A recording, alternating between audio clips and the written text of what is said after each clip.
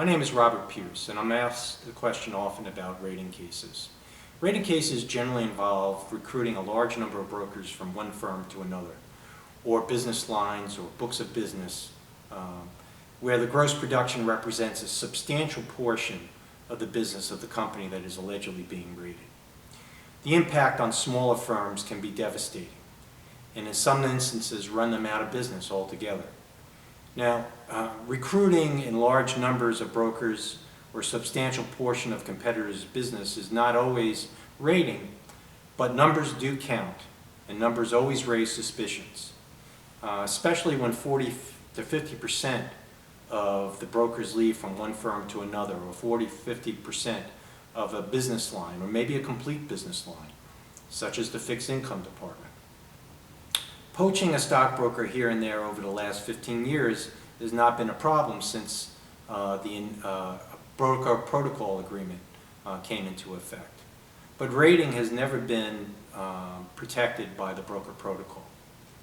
What makes a rating case? Rating cases generally fall under the tort of unfair competition. The way the brokerage firm recruited was unfair to the firm that they recruited from.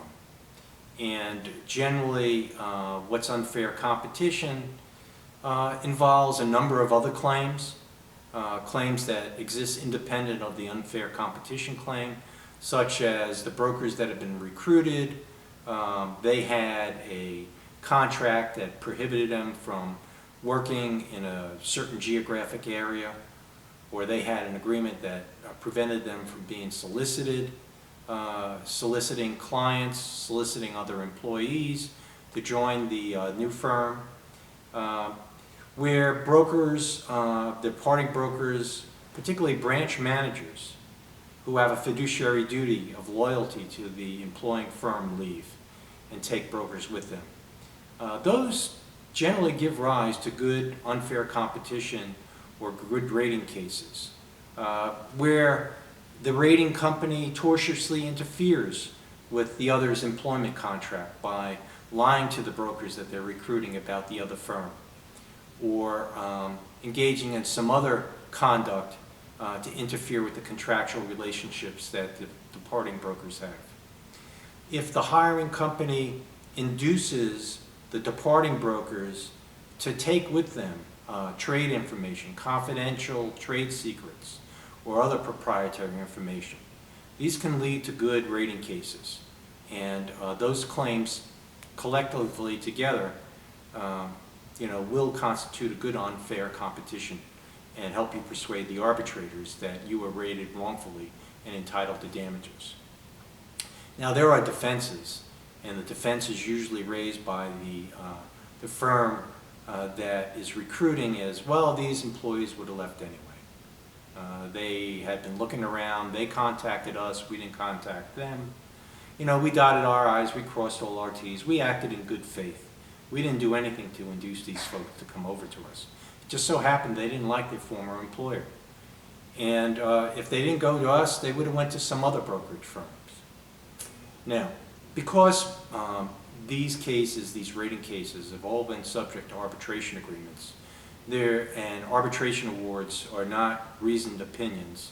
You don't know why the arbitrators awarded the rated company any amount of damages. They're difficult to predict what's going to happen.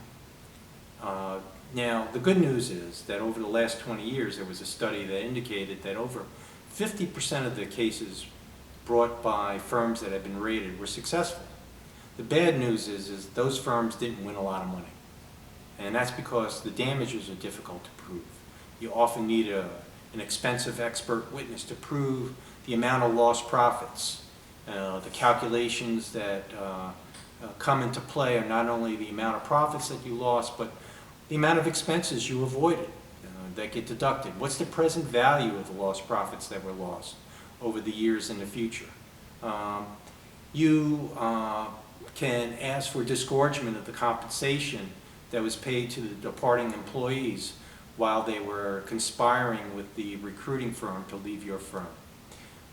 Another damages is the loss of business value or goodwill. that you suffered as a result of these brokers or business lines being recruited away from you. Of course, there are litigation expenses, attorney's fees that you can recover. And these are very complicated cases. You definitely need a securities attorney, one experience with FINRA's practices, procedures, as well as knowing the business. You can have an attorney that knows all the laws, that knows all the rules, that knows all the regulations, but doesn't understand your business. And I've been at this for 40 years and believe that I can help you with a rating case.